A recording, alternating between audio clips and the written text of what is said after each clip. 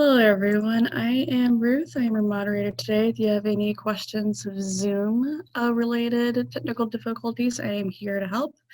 Today, we are starting our webinar with Intro to Diagnosing and Fixing Technical Problems, hosted by Pat. Pat has Hello. been, sorry, hello. This is Pat. You want to introduce yourself. Otherwise, you have been a workplace training consultant for over 40 years. And Pat is impressed about how well people are coping with isolation restrictions of COVID-19 era and wants them to feel even more confident and competent as they deal with common technology challenges. And here's Pat. Great, Bree, thank you, and thank you folks for joining us today. I'm here in Denver, Colorado with our company, Pattern Research. I am a big fan of DoSpace, and they don't pay me for doing this, but I like to do a little promotion for them at the beginning of the webinars I conduct.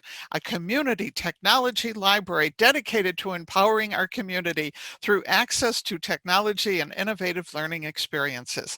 And I've been a trainer and consultant since 1978, working with libraries, universities, and nonprofit organizations pretty much in every state in the United States. Nobody's got anything quite like DoSpace. So I want to say you folks in the greater Omaha area and in the Midwest and anywhere that you're watching this today, you should feel this is a pretty special thing. And I hope you support it as well. What we're going to be talking about today is a concept of thinking about the idea of how do we fix technology.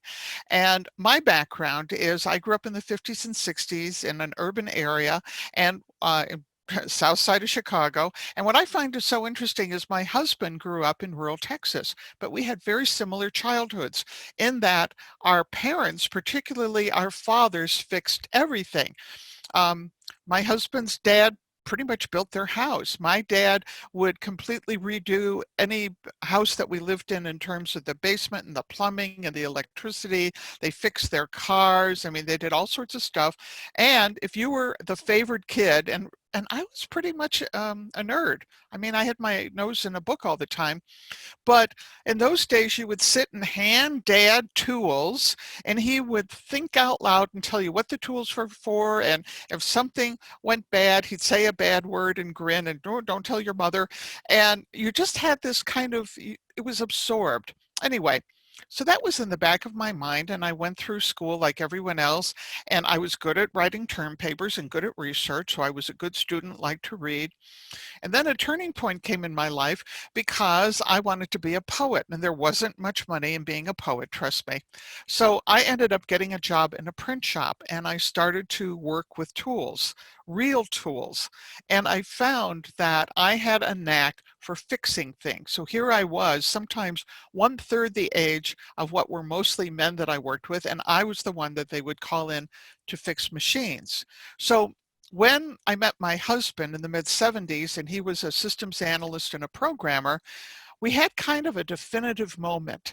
His idea of a date, this is before we were married, was taking me at night to the computer company that he worked with so that he could get unlimited access to the machines for the work he was doing. And I thought it was cool because I was learning a little bit about computers and such, so that was fine. And one night, there was a problem with some of the machinery, and all the people who worked there, mostly men, were gathered around, and they had spent an hour trying to get this machine to work, and nothing was working. And I was watching, and I sort of piped up and I said, well, why don't you just take the plug out of the wall and switch it around and replug it back in? And they all looked at me and went, ha, ha, ha, ha. You don't know what you're talking about. You don't know anything about computers. And I said, well, you've tried every other single variable. And at this point, I think it's good to experiment and try something that you know won't work. Well, you know how this is going to end, right? They did what I suggested with much eye rolling, and it worked perfectly. So from then on, for the time we were working with that computer company, if they came up with a problem, they'd ask me. And the thing was, I didn't know more than they did. I actually knew less, but I was able to look at software and hardware issues with fresh eyes. And so in talking today, first of all, anything that you use that's in the physical space is a tool. And computer tools are not just devices like mobile devices and stuff. It's much more. And what we call technology is simply a set of related tools. So I want us to think about a big picture today and what that means. Again, as Bree mentioned too, I've been doing this kind of work since 1978. I'm really, really good at making really bad software work well. And part of the reason I'm good at that is having hung around a lot of software developers, I know that not everything they do ends up being documented. It's not in the manual, it's not in the handbook, you look at the screen. So I've learned to poke the bear a lot and get stuff that doesn't work very well to get it to work better. I really think that anything can be fixed with white glue, good old Elmer's and a shim, which is a little piece of wood stuck in something, and sandpaper. I don't use duct tape that much. Um, I always tell people when in doubt, reboot. And everyone, when I'm queen, is going to take classes. Also, I have taught technology, computer classes to people who have never touched a keyboard, never put their fingers on a keyboard. And one of the first lessons I've always told them is if anything breaks, it's not your fault, because I want them to be brave. And just in passing, the images we're using today is from the site pixabay.com. They're free in the public domain. We support them and we hope that you do too. So every program I do has a key idea, and the key idea today is that we have to learn to get your hands dirty. You know, people will sometimes poke at things, which is great. Sometimes they'll go to the manual, but I want it to be more than just poking. I really also want you to think about methodically what I can do to make the systems I work better, and how can I develop that more fearless air about trying new things and so on. So poking is good. And yes, I like to poke the bear, but I really need people, as we say, to get their hands dirty and try new things. And I think this is really important, not just in the business world, but obviously if you're someone who has young people at home and they're trying to figure out computer systems or anything they're trying to do. I want us to be fearless, and I think that's a good theme for the program today. Tech tools, my goodness, it's not just computers, folks. This is what I'm trying to say. And it applies to a lot of things that we have to learn about. So even though the focus of DoSpace is computer and instructional technology and so on, again, I want to make it a bigger picture of how we learn to fix things. Old-fashioned technology and new fashion technology as well. So here are just some of the things that I've learned to fix simply because I was brave enough to try something, and always thinking, well, if I break it, we can figure out something else to do. 3 outcomes for the program. I want you to feel braver. I want you to feel a little bit more confident. And that whole idea of how do you develop new strategies when everyone else has tried what they think is right. In the period of time where I was actually hired to go into print shops and fix printing presses, I'll tell you, the people who work in those old style print shops, they are wicked smart. They've tried everything. So for them to bring in a youngin', was like a big deal at the time. And I never pretended to know more than they did, but I again could come in with fresh eyes and say, well, you haven't noticed this, you haven't noticed that. One of the funniest things that happened to me, and this is how obvious technology can be, is in the old days where you would have um, plates and negatives, things that were sensitive to light, that you would produce an image and put it on the press and run the press with the ink and the fluids and stuff. That's how you did things. And this one small family-owned shop called me up and said, we have this terrible problem. All of the photographic materials that we use are being stored correctly, but for some reason, when we get them on the press, they're fogged. And we don't know what we're doing wrong between taking the things out of the package, exposing them, and putting them on the press, because they keep fogging up and ruining the images. And this has been going on for days. It wasn't consistent throughout the day, but some days were really bad. Well, I walked in, and I'm not making this up. The first thing I noticed is that the place where they were developing the prints and stuff, and it didn't have to be in a dark room. The material they were using wasn't that sensitive. All of that was literally directly under a skylight in the roof. And so, of course, when the sun was at a certain angle, it would pour right down and it was direct sunlight. And I pointed it out to them. I didn't charge them anything for the visit thing. I just sort of pointed to the ceiling. I said, skylight, and they all looked up and everyone burst into laughter and they said, oh, thank you, thank you, thank you. You know, I refused money. I think they bought me a cup of coffee or something like that. Also, a lot of what's going on now because of all the updates, new hardware, all of us are caught in that trap that we have to keep upgrading what we're doing, whether or not we want to. If we want to, for example, be able to communicate with other people because all of my clients are updating all the time, I can't lag that far behind.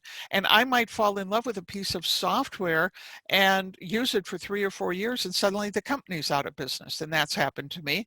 Or that particular model of computer isn't being built anymore. That's happened to me as well. So I spend a lot of time testing technology, hardware, and software in anticipation of what I might need 3 months, 6 months, even a year or two from now. So learning some ideas about how do we test things before we commit. I wanted to share some things that have worked for me. Maybe they would work for you.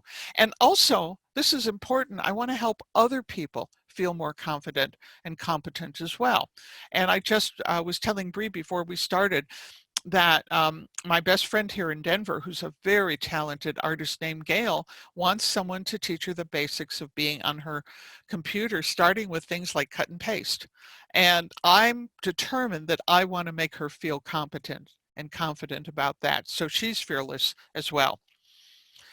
So we've got four main things we're going to talk about. First of all, that whole thing of starting the cycle of dealing with technology, of buying right. And what does that mean? I always like the thing about patch the roof while the sun shines, preparing for trouble rather than waiting till you're in the middle of a problem, particularly if you're on a deadline. So am pretty good at spending time anticipating points where we have to check and fix things as well.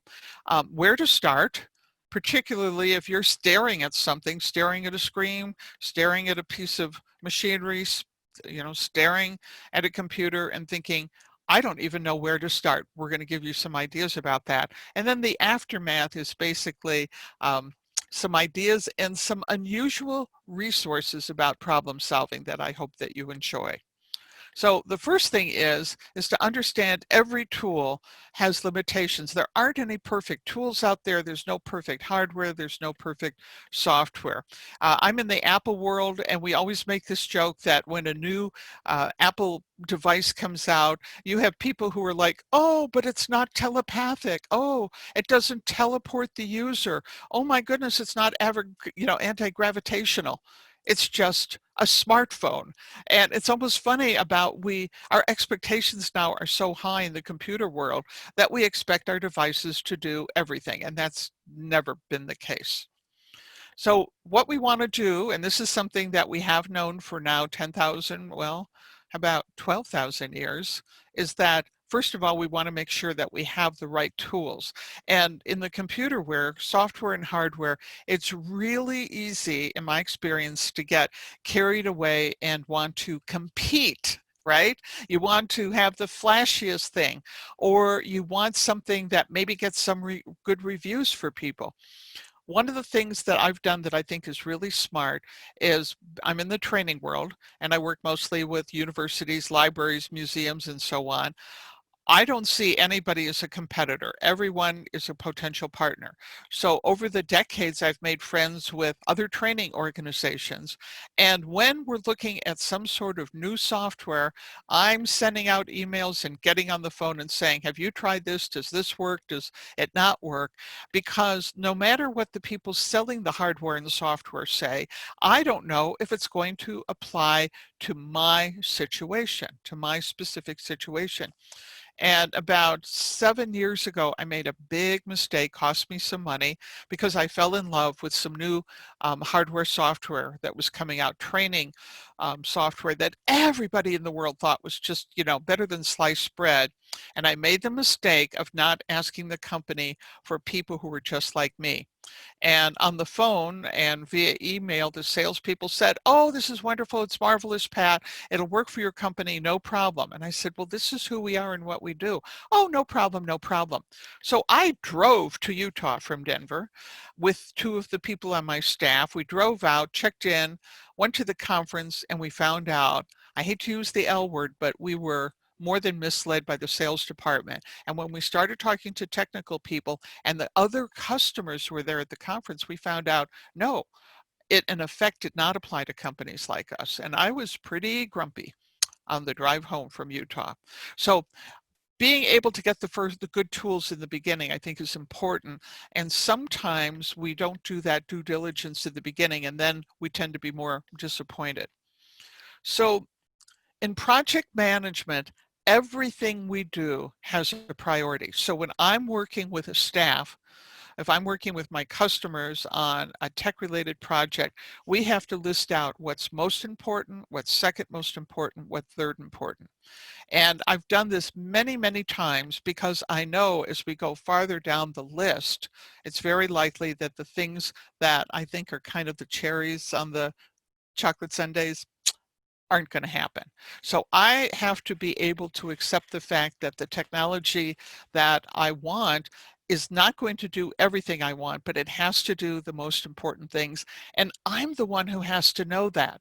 In my classes on project management, I tell people, if you aren't certain about your goals, what you're trying to achieve, and you can't sort, which I like a little better than prioritize. But if you can't sort or prioritize what you need and how you need it, it's going to be very hard to get what you want.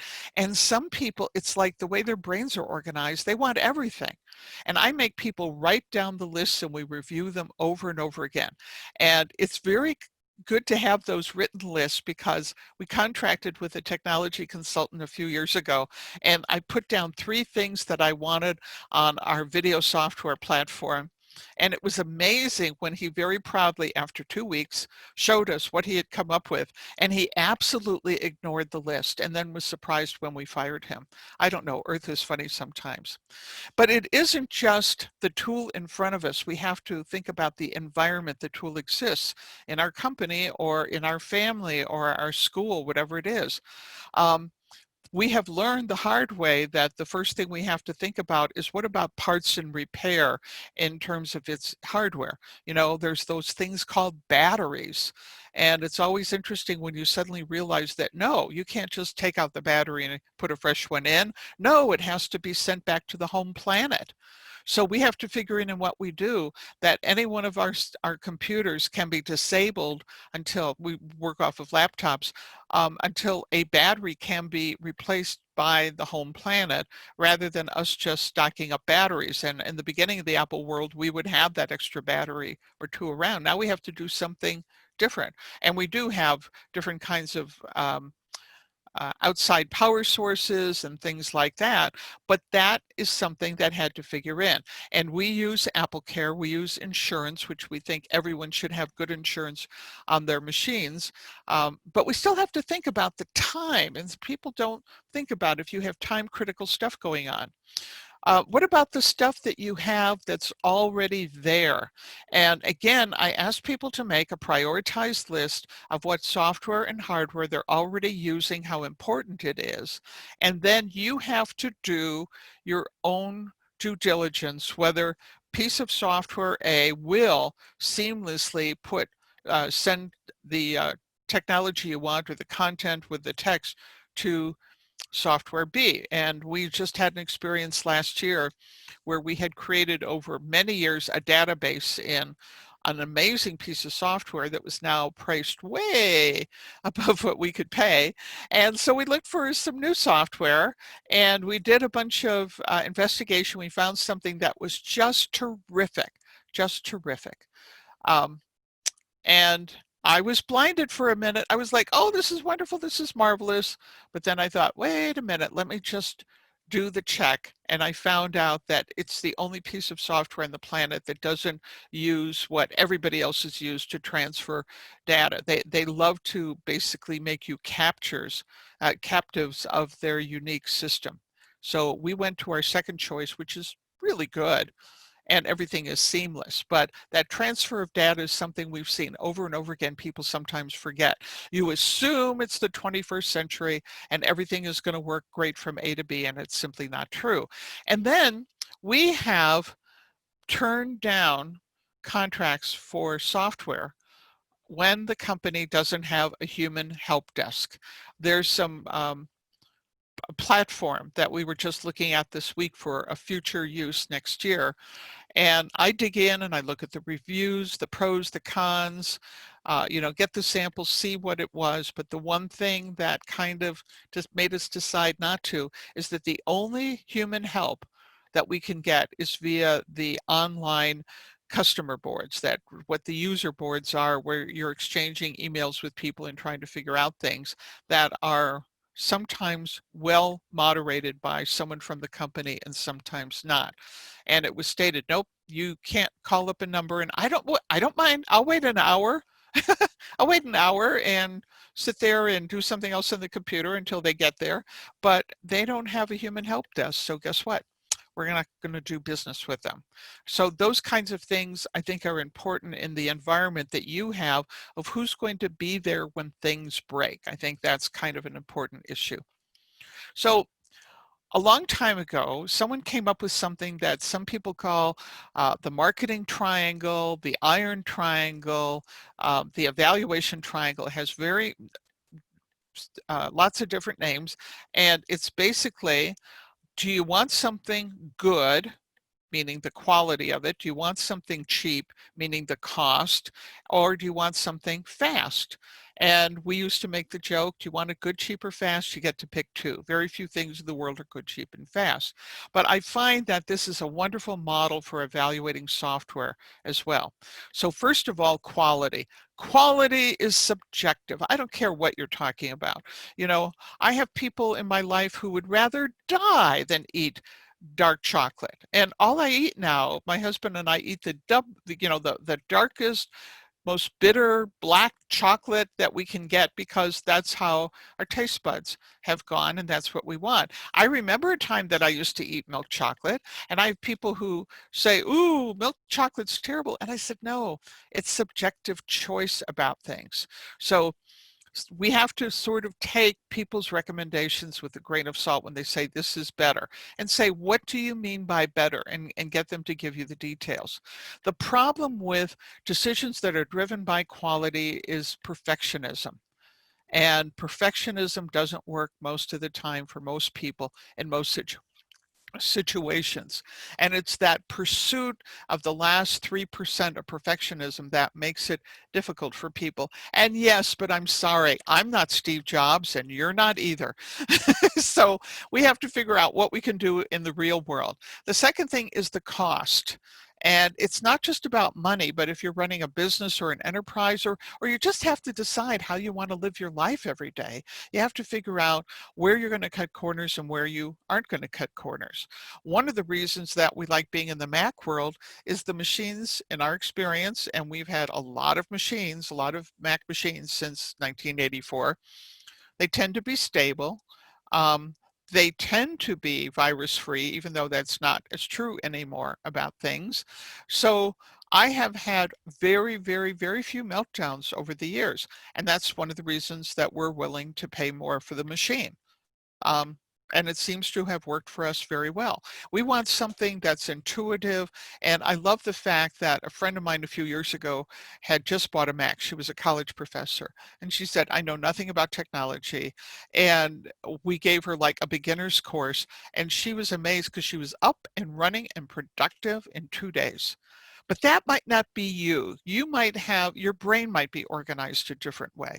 But what we tell people is that if you keep going cheap, cheap, cheap, cheap, cheap on everything, there's going to be a cost down the road.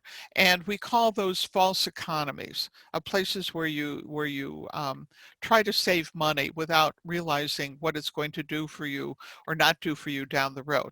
And then the whole thing about convenience and accessibility, so we are always looking at new places we can get stuff. For example, I use a Sennheiser, I guess they're called headset that we bought online many years ago, and it was on sale, and it's one of these wonderful gaming headsets, and it's wonderful and marvelous, and I love it. And I went online to buy a replacement in case the one I'm using failed. They don't make them anymore. So I have been looking to see what we want and what we need, and now I have the backups so that I am ready on the go if something goes wrong to do something different. And it's accessible to me. I can get it and use it right away. Um, Sometimes people skip steps. And false productivity is when people go really, really fast and don't take the time to say what are the alternatives and so on. So quality, cost, and time are like three bottom lines that we have to do a ratio for about what's important. And I warn people that if you are obsessed about quality, you can become a perfectionist. If you're obsessed about saving money, those are false economies. And if you're obsessed on doing everything really, really, really fast, that can be false productivity where you spend a lot of time fixing mistakes and making up for the fact that you waited until the last minute to do something. Now, the testing thing is really important. And this is where we get into I want you to be brave because no mistake is your fault. Part of what I've learned is I got to work for a startup company testing software. And I would be in this big room for all the software developers and programmers. It took several years for it to get on the market. And part of the reason they hired me is because I knew something about um, the the field that we're working in. I'll just leave it at that. I knew enough to be a smart user, even though I wasn't a programmer. So they were giving me screens to test, and I was going through the steps, and they would say, fill in this here, name, address, and phone number. And I would type in strings of random characters at every single prompt in the software. And I typed in some characters, and I'm not making this up, brought down the whole physical system throughout the building. Everything just chugged down. Now, it could have been just a coincidence that when I hit return, everything went down, but we'll never know. Anyway, everything went down, and they brought the thing up, and the screens were frozen, and everybody's yelling at each other. And the president of the company happened to be from mainland China, and most of the people who worked there were from China. So they mostly talked in various Chinese dialects. I can barely speak English, right? But we worked really well. So the owner of the company came up to me and he was yelling at me in some Chinese dialect. And I was looking at him blankly, and then he suddenly realized that, nope, I wouldn't know what he was saying. And he said, Pat, what are you doing? And I showed him the screen that had frozen. And he said, no one will ever enter that string of characters into this online form. And I said, I just did. And you know what? It forced them to change how the prompts were working because they weren't anticipating that anyone would try them a certain way. My husband is terrific at killing software. That's one of his superpowers. So when he tests software, he has been known to take software to the limit. When we were first together and he would do it, I would say, but what are you doing? That's like trying to drive the car at 140 miles an hour. He said, better that we learn if there's problems now than later. And he was right. And he even had a couple of companies we worked with at the time that would hire him to say, okay, Leif, take it to the limit and do all the bad things on it and see when the doors shake off and when the wheels fail and the brakes fail on this. So we have to keep testing. And I tell people, particularly if you have an upgrade on your operating system or your hardware or software, particularly if it's something you've been using for a long time, boy, you get that new thing, test, and don't assume that all the stuff in the previous version still works. And again, I speak from hard experience. This is always a phrase I've always loved, the idea of you fix things when the sun shines. So you're preparing for trouble. And it's so easy when you're busy to say, everything's fine. If it isn't broke, don't fix it. But this is exactly the time that we should be anticipating problems and thinking about what we need to do because we have some wiggle room to test it.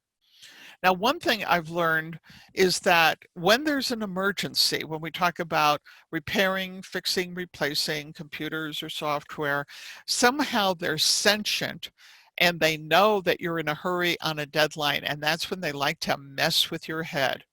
So things that I've learned to do is I have kind of this old school idea about stocking things. I think it's because I'm from an immigrant family. So I like to stock batteries. I like to stock extra bandages. When the pandemic hit, we already had beans and toilet paper and paper towels, just in case the Tsar's army would cut off the food supply to Denver, we were all set. But I've also learned that I better periodically go in there and check battery life and check for expiration dates and see if that wonderful cord or attachment that we bought 3 years ago still has the the ports that are going to work on the new version. We have to test all that stuff. So part of the overhead I sometimes do is, I have a little note in my calendar, better test to make sure everything that I bought before is still working about things. And again, to whatever device that you have there that you're counting on, have you switched it on recently? Particularly if it's a backup device, have you switched it on and off? And by the way, if you again have young people at home, this is a great thing to let them to do. Let them, let them be the people who test and say, here's the project guys, here's the battery tester, here's the box of batteries for all the different things we have. We'd like you to test all of them, and check off the list. That could be something that gets them involved. But there's other things too.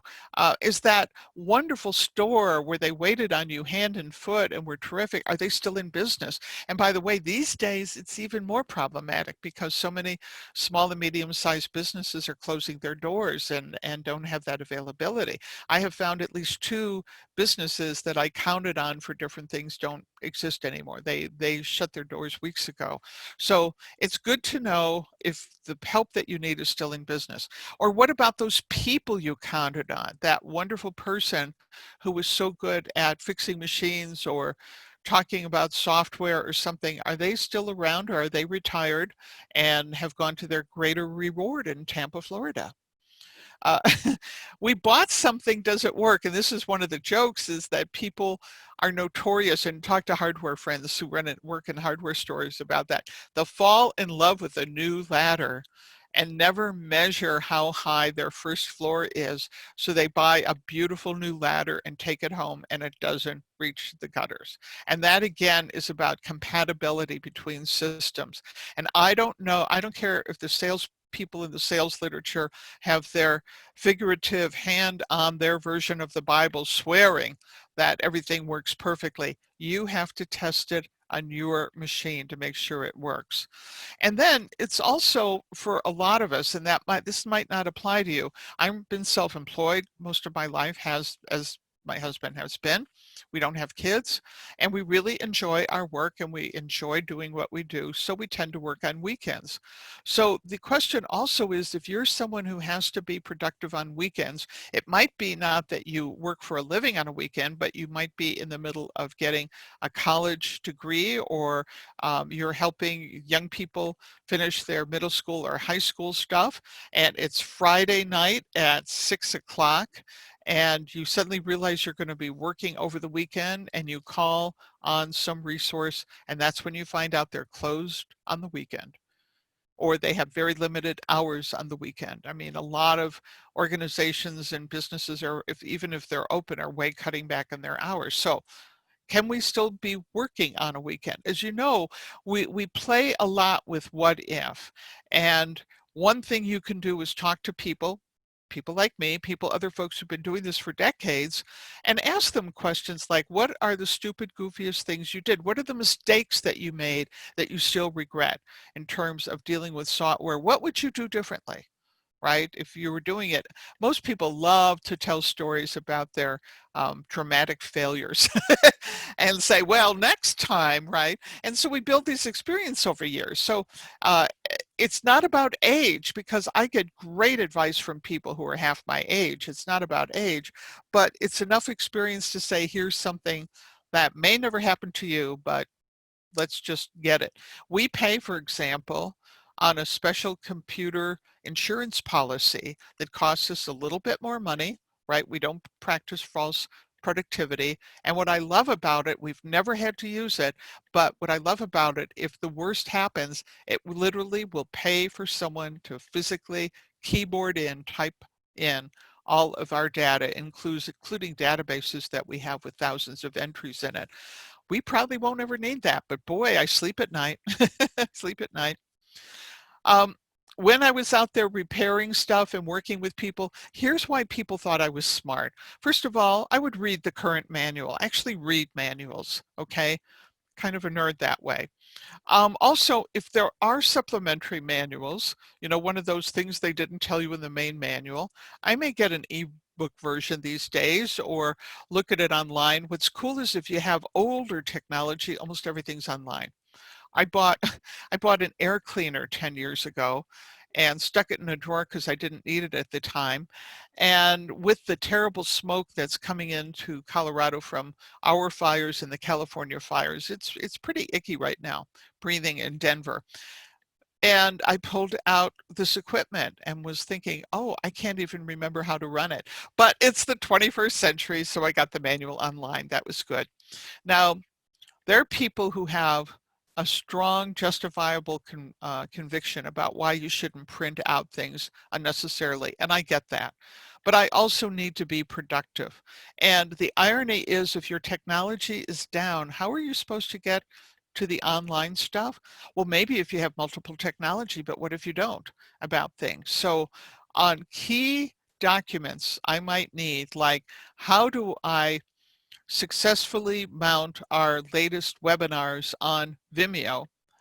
I actually paid to have some people on my staff who are terrific at this look at the Vimeo instructions, look at what we had to do in our office, and create our own set of instructions that, yes, exist on our computer, but then over much protest, I had them print out all the different instructions they did for every piece of software and every platform. We had about 150 pages.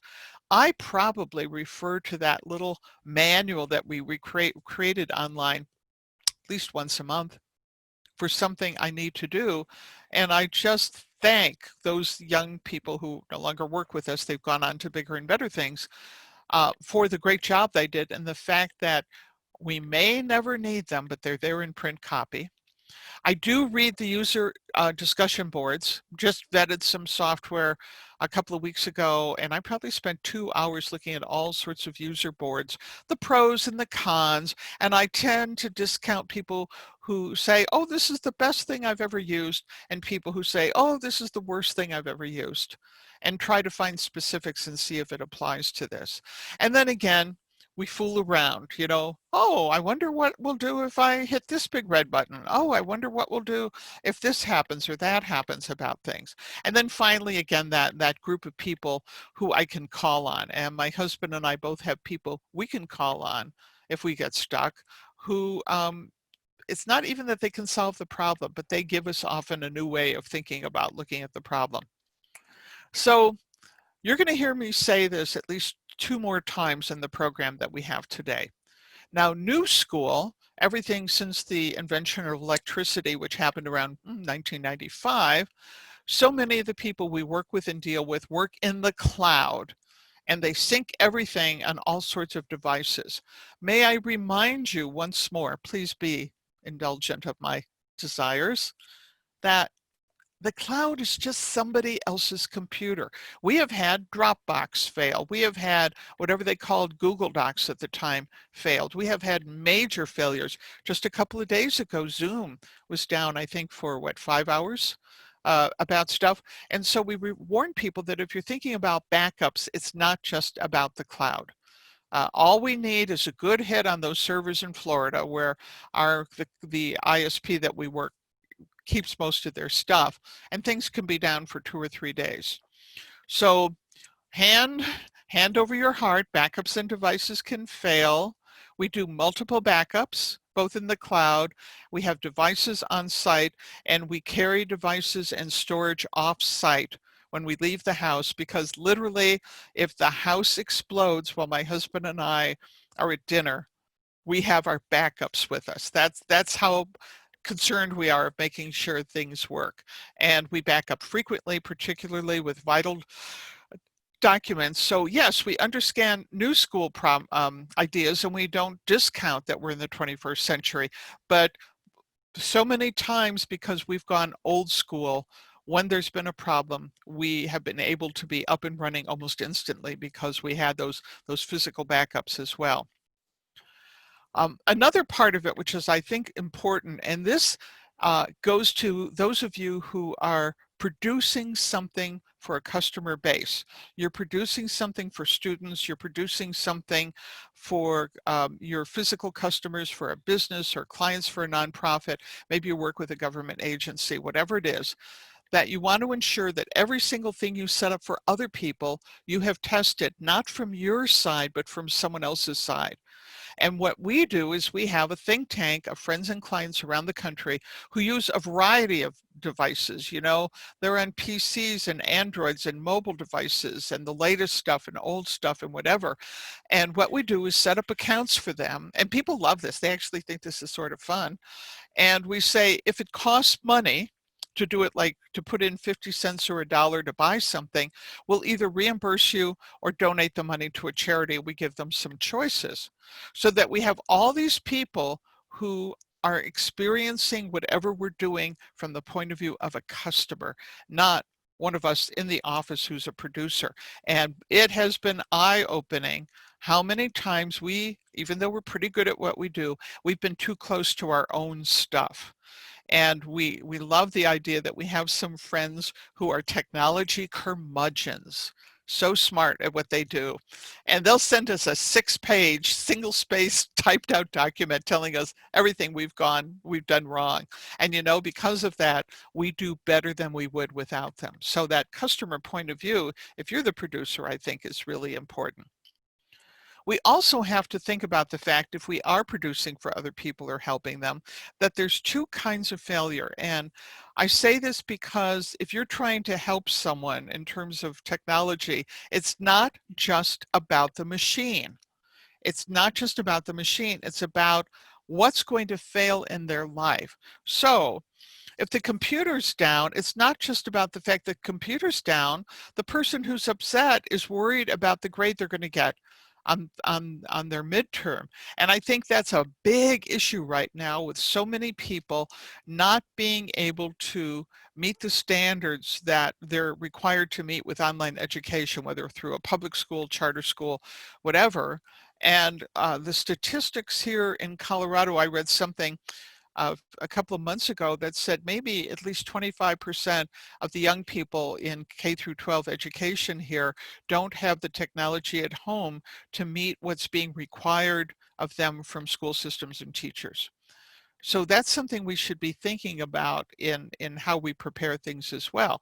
Or it's just the thing, my souffle fell, and it fell because I didn't have the right cookbook. And so now my family thinks I'm incompetent. And when my car died, I couldn't get to work on time. And I mention this because sometimes people who help other people with technology think it's just about the device. No, it's about their real life and how that failure is affecting them as well.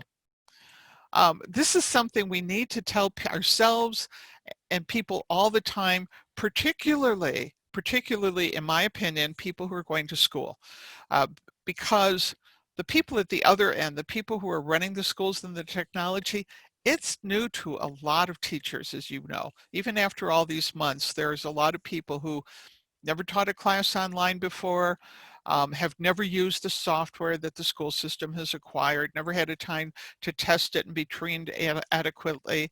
And we tell people, protect your originals, right? Because it may be your teacher who presses the wrong button and basically deletes everything that you've put in. It's happened to friends of mine in the middle of their college and graduate degrees where they get an oops email from a professor saying, could you upload all that stuff that you sent in last week? It seems to be missing from my computer, right? Multiple backups. This should be a tattoo. Multiple backups. And never relying on one technology means that we have telephones, we have cell phones, we have all different ways to communicate with people.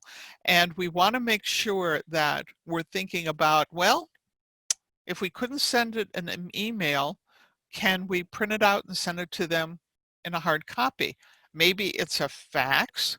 Maybe it's something we can scan. So we always want to think about if one technology we're relying on to communicate with people isn't working, do we have a backup? The more you do that, and it doesn't happen overnight, the more you do it, the more relaxed you're and confident you're going to be feeling if there is a problem of some kind. So where to start, right? Where to start, particularly if there seems to be a tangle of problems. Sometimes when we're in the middle of solving something on purpose, my husband or myself or one of our colleagues will say, okay, let's get a break. Let's get our blood sugar up, as my mom would say. Let's go splash cold water on our face. Let's get something to eat or drink. Let's do something completely different. When I was taking piano as a kid, my piano teacher would say, if you're getting stuck on a piece, play a different piece. Go back and play an easy piece that you're going to be successful at so you can come back and do it. But if you don't allow yourself enough time, of course you're going to be desperate. And the angrier you are at your machine and the more upset, the less likely I believe your brain will be able to solve the problem. Now, here's one of the things we have to worry about in the 21st century. There's so many different variables that are outside of our control that we really need in-house backup systems so that if something out there fails, we have an alternative. And it could be our hardware, right, or software. It could be their hardware or software, their upgrade, or as simple as a fact as I found out last night that there's going to be major construction on the street outside our house that's going to start, I don't know when, is going to end, I don't know when, but they're going to be putting in new sewer and water pipes and maybe actually working on the right of way and removing a lot of dirt and stuff like that. I live cast webinars from my house. I'm already talking to friends about, could I come over to your house and sit in the backyard with a mask on? And then when it's time to do stuff, do you have like good Wi-Fi in preparation? And so I call this the invisible domino effect. We have to keep asking ourselves, what if something fails? What's plan A? What's plan B? What's plan C? I was working with one of our state libraries in the region, had worked with them for several years, and the kind of, let me just say, the kind of software they were using for their platform was going to go away, and they didn't have an alternative. And because the director of the program lived out in the boonies, very bad Wi-Fi, and she could only communicate for a cell phone. Fortunately, we had 3 different systems that we used, and we were able to conduct this month-long project on our system rather than hers. And fortunately, she knew enough about computers to be worried about it before it happened. Backups again. And the whole thing about isolating and checking, I think, is really important. And we want to keep those backups and original data safe. I know I'm a broken record about this, but this, I think, is one of the key issues in modern technology that hurts people the most. Losing important content, or missing a key deadline in their life. I don't think anything else is as devastating. Can be, particularly when you see, months of work disappear. So this is some stuff my husband taught me that works very well. I am programmed now that if something does go wrong when I'm online, immediately I pause and I almost look comical. I stop and I put my hands off. I take my hands off the keyboard, and you can't see, but they're right next to my ears right now, so that I am less likely to do something impulsive and hit a key without thinking about it. And when I say step back, I might actually either stand up, walk out of the room, get a glass of water, and come back again and take a look at it. And also check in with other people about, this is the problem I'm having. Can you repeat it on your machine? Are you having the same problem, or is it just me? And I do that a lot with my husband. We tend to have similar machines, not identical machines, but it's that inhale and exhale. Probably most of you in your work and school work, if you make a mistake on your computer, no puppies are going to die instantly. No need to panic. And we don't want to teach the people we love and work with at home to panic either. Okay, let's fix it. Let's be matter of fact about it as well. Um, Being able to teach people who work with you and for you that after they go, oh, take their hands off the computer, that whatever kind of screen capture programs or systems or whatever that you have on your machine, tell people that the first thing they do after they take their hands off the keyboard and take a breath is to immediately capture what's on the screen. Some people like to use a cell phone and take a cell phone photo. Some people like to use, again, a different kind of function because we need evidence to be able to show somebody else this is what happened. Just going over, teaching people not to just go over and say, oh, the what's this, the what's this on the whoosy doesn't work. And by the time you come back to the screen, it's blank and there's nothing there. Doesn't really help people very much. So part of the thing that I learned to do is that idea of isolating variables. A variable might be the kind of software we're using, the kind of hardware, where we were in the program, what we did before, what we did afterward, checking ID numbers and password accounts and all that, kind of going through a list. And if you are in charge of helping a group of people use technology, you can work with them together to come up with their own checklist or cheat sheet saying, here's the things to go through if there's something wrong. The 80-20 rule, and I say the 80-20 rule again because it's been around for a long time, 80% of our problems are caused by 20% of mistakes that we make or other people make. So after a while, we get to learn what that 80% is and that 20% and identify them. Again, people like my husband use his smartphone for taking photos of everything that goes wrong so he can repair it.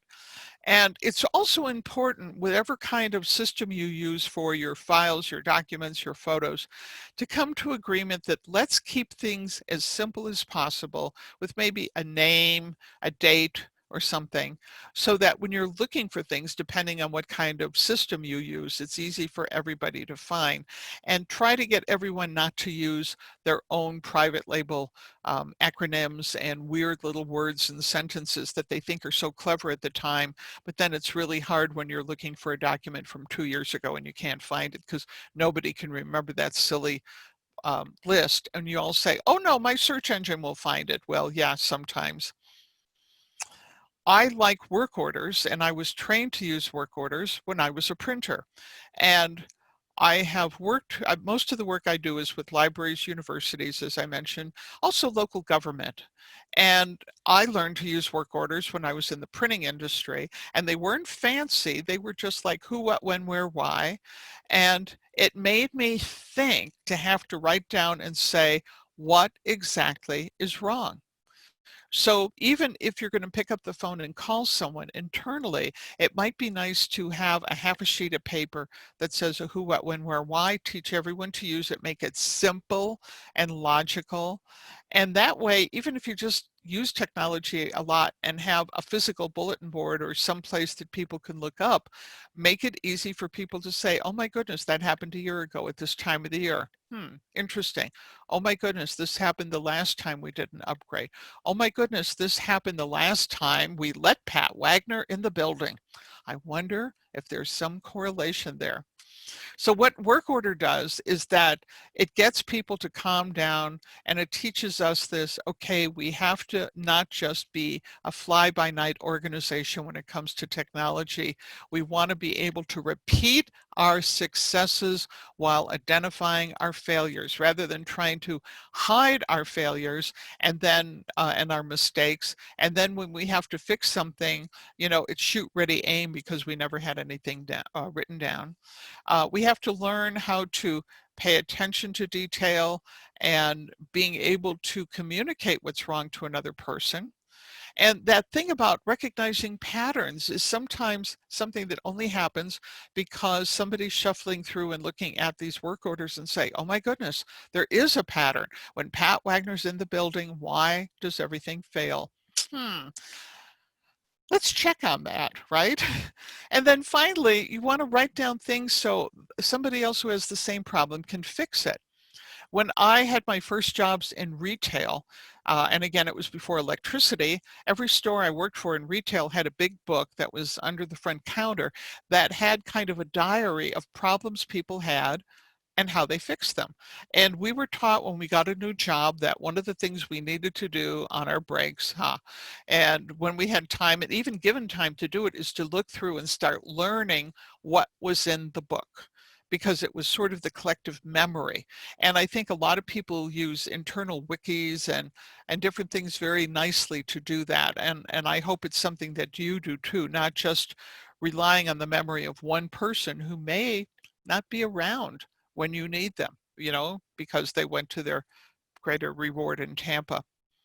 Um, then we have to decide when we hire the pro, and there are upside and downside to hiring people who are experts. So I had a ruptured disc in my back a few years ago, and clean shots of it through my MRI. The doctor was great. We knew exactly what was going to happen. I was in a lot of pain, but for various reasons was not going to have surgery immediately.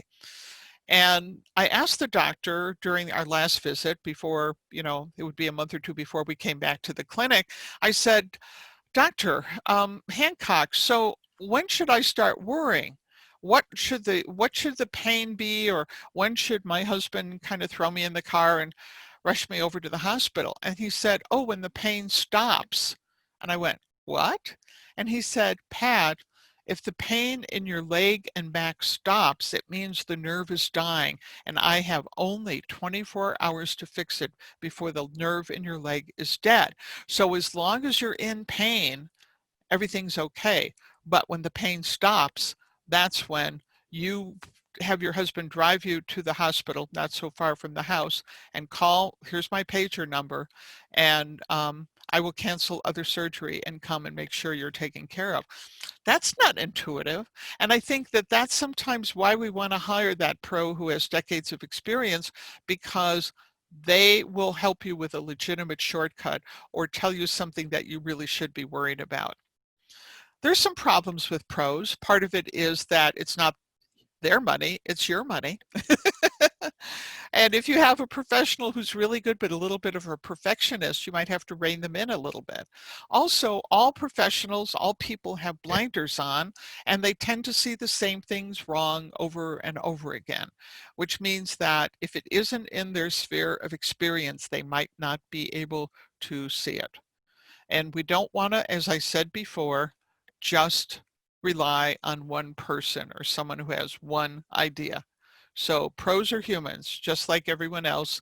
I like to have several people I consult with at times because they'll each look at the problem from a different point of view. Again, let's talk about playing again, right? This is sort of a summary of what we talked about. You read the manual, start with what the most common things are, break a rule that everyone says, oh, don't push the red button, and what? It's going to blow up a nuclear reactor in New Jersey. I'm going to go ahead and press the red button. Let's see what happened. Try something that didn't work before. Maybe the operating system is different now. Maybe you're holding your mouth the wrong way. Maybe you're going to touch the keyboard the wrong way. So it's good to try things that you know won't work, not to say, oh, that won't work. Say, well, we'll give it a try. And again, polling people in your think tank for any kind of feedback. So what about the aftermath? I really believe in this idea of creating cheat sheets, right? That we capture practical advice from everyone, from our staff, our coworkers, our family, teachers, other students, right, customers, and write it in bullets, nice and clear, so that you can hand it to the average very smart 11-year-old and they'll be able to understand it. And you want to make sure that if you're putting together cheat sheets, that they're indexed and they're color coded, so you can find things quickly, whatever you need to do, that they're updated. And if you have some workarounds, right, if you're good at making stuff that's not so good work better, you want to document those as well. So Bree, we've come to the end, and I wanted to share with people these 5 places, which are kind of fun, that are places where people solve problems. And it might be something that has to do with cooking or technology, the old Car Talk website, or the iFixit tie site, which I love, and the old Mythbusters. These are fun places to look at how really good people have learned to solve problems.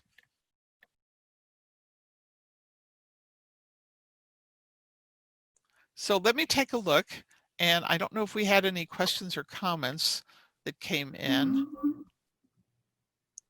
Let's see. Doesn't look like we have any questions. Mhm. Do we need to send out these links to folks? Well, they're, if you notice, they're all short, right? True, They're true. they're short. But that's certainly up to you. If you want to, that would be great. They should Yeah, be all easy to find. Mhm.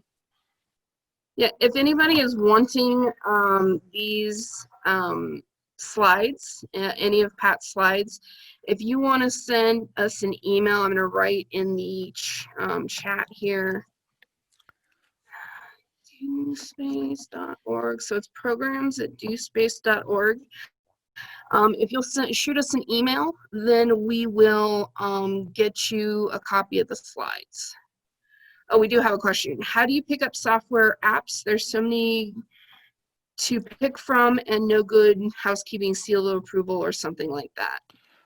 Let me look at the question and see if I can do this without breaking anything. Okay, how do you pick software? There's so many and no good housekeeping seal of approvals or something like that. Depending on the kind of computer you have, one shortcut, a place to start, not to count on, is basically to type in something like best reviewed, best choices, top choices for what the application is for. So say it's bookkeeping for small businesses, literally type in best reviewed bookkeeping for small businesses, and that will give you some sites of people who spend their time aggregating top choices, 5 top, 10 top, 20 top, with different, from different magazines or different sites. And that will give you a starting point, but don't just rely on one site. Okay. Just don't rely on one site. All right. If anybody is wanting to watch this again, it should be on our YouTube channel in the next week or so. And if there are no other questions, I think we're going to sign off for today. Well, again, thank you folks for joining us today. Appreciate it. Yeah, thank you for coming, Pat. We appreciate you coming. You guys have a nice day.